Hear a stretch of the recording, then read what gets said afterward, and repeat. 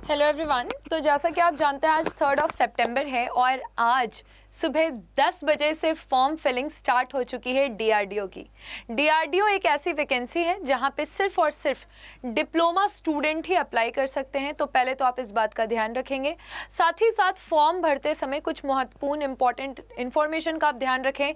आप एक recent photo ले लें, तो फ़ोटो खिंचवा लें, वही फ़ोटोग्राफ आप उसको अपलोड करें। इन चीज़ों का आप ध्यान रखें क्योंकि कभी कभी पुराने फ़ोटोग्राफ के कारण भी यहाँ पर फॉर्म रिजेक्ट हो जाता है और ये एक नॉन एडिटेबल फॉर्म है, यानी कि ये फॉर्म में अगर आपने कोई गलती की तो वो एडिट नहीं होगा। तो इसीलिए आपको बहुत ही ध्यानपूर्वक इस फॉर्म को भरना है। तो आइए जानते हैं क्या क्या चीज़ों का हमें ध्यान रखना है। सबसे पहले तो जैसे कि 3 सितंबर से लेकर 23 सितंबर तक 20 दिन का टाइम है आपके पास इस फॉर्म को भरने का। बहुत ज़्यादा लेट मत कीजिएगा, फर्स्ट वीक में ही कोशिश करें कि फॉर्म आप ज़रूर फिलअप कर दें। साथ ही साथ आप देख सकते हैं कि यहाँ पे किस तरह से पूरा एप्लीकेशन होगा। तो रजिस्ट्रेशन है, बेसिक पर्सनल डिटेल है, एजुकेशनल क्वालिफिकेशन है, पोस्ट प्रेफरेंस है, आपको कौन से पोस्ट में जाना है, डॉक्यूमेंट्स कौन कौन से डॉक्यूमेंट्स अपलोड करने हैं, आप उसका एक बार प्रीव्यू लेंगे और फिर फाइनली पेमेंट करेंगे। कहीं कहीं कुछ ऐसे वर्ग हैं जहाँ पे पेमेंट करने की ज़रूरत नहीं है, फॉर्म फ्री का है। लेकिन अगर आप जनरल कैटेगरी में आते हैं या अगर आप ईडब्ल्यूएस कैटेगरी में आते हैं तो आपको फॉर्म मतलब पैसा जो है उसमें पे कर देना है, राइट। साथ ही साथ आप देख सकते हैं कि ये डीआरडीओ का ऑफिशियल वेबसाइट है। यहाँ पे आपको रजिस्ट्रेशन के लिए जाना है।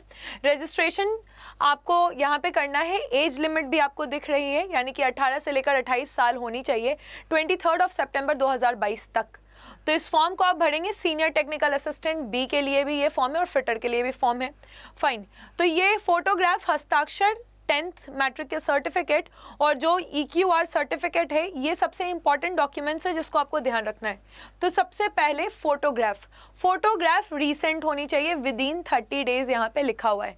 तो अगर आपके पास पुराना फोटोग्राफ है तो प्लीज़ आप रिस्क ना लें, बहुत ही कम पैसे में 40-50 रुपए में आपको एक अच्छा स्लैब पूरा प्लेट मिल जाएगा फोटोग्राफ का, आप उसको खिंचवा लें, राइट। और ये आप देखेंगे कि वाइट बैकग्राउंड के मतलब पीछे जो आपका होना चाहिए वो वाइट बैकग्राउंड होना चाहिए, तो वहाँ पे आप इस फोटो को खिंचवा लें। Face should be clearly visible. आप वहाँ पर जाके जो फोटो आपका खींचेंगे उनको बोल दीजिए कि ये डीआरडीओ के लिए है, तो वो बहुत ही ध्यान से इस फोटो को खींचें। साथ ही साथ 4.5 सेंटीमीटर से 3.5 सेंटीमीटर तक का इसका विड्थ होना चाहिए, मतलब लंबाई और चौड़ाई। तो 4.5 सेंटीमीटर का लंबाई और 3.5 सेंटीमीटर का चौड़ाई होना चाहिए। साथ ही साथ 15 KB से लेके 40 KB, 15 KB से 40 KB के बीच में इसका डायमेंशन होना चाहिए।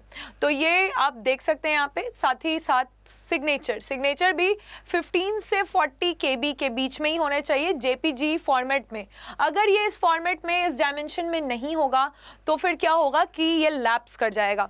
10th मैट्रिकुलेशन सर्टिफिकेट, तो 10th का जो सर्टिफिकेट आपने अपलोड करना है, ये आप देख रहे हैं कि 50 KB से लेकर 100 KB के बीच में होना चाहिए। और EQR सर्टिफिकेट, तो जो आपका एजुकेशन क्वालिफिकेशन सर्टिफिकेट है, इसका भी 50 से 100 KB के बीच में होना चाहिए।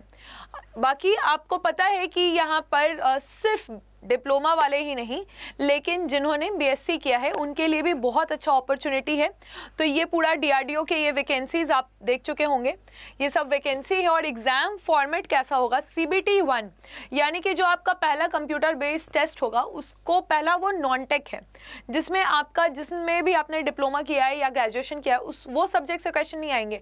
क्वेश्चन बहुत ही जनरल क्वेश्चन आएंगे, जैसे जनरल इंग्लिश का क्वेश्चन आ गए या मैथ्स के क्वेश्चन, रीजनिंग के क्वेश्चन, और फिर आपके जनरल साइंस के क्वेश्चन हैं, जीके के क्वेश्चंस हैं।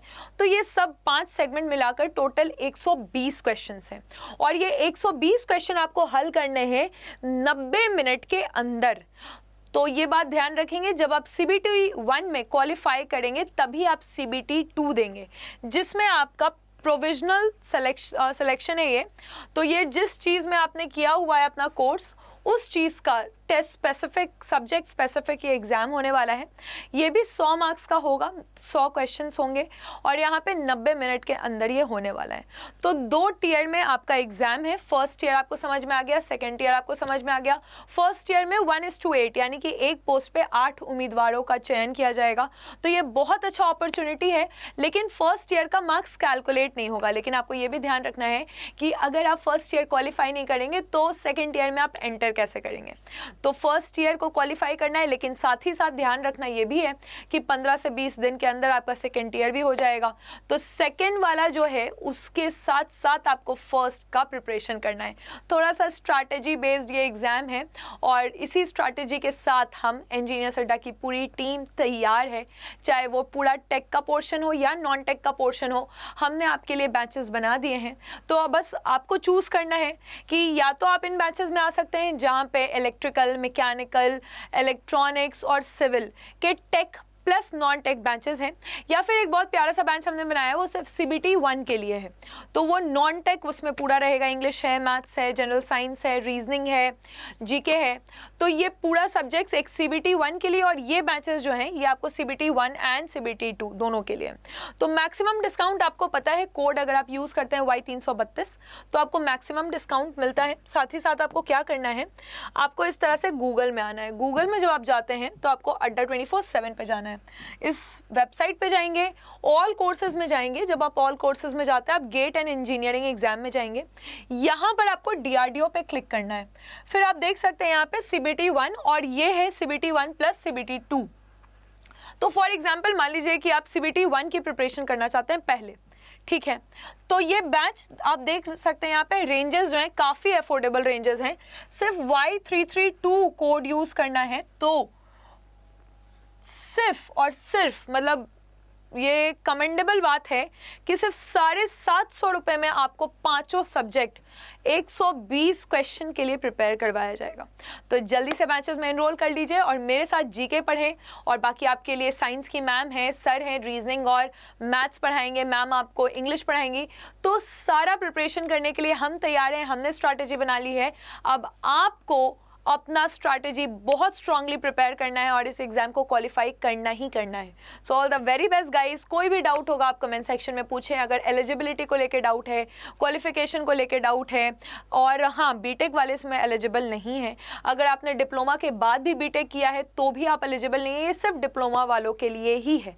So thank you everyone and hopefully आपके सारे डाउट्स क्लियर हो गए होंगे। Thank you.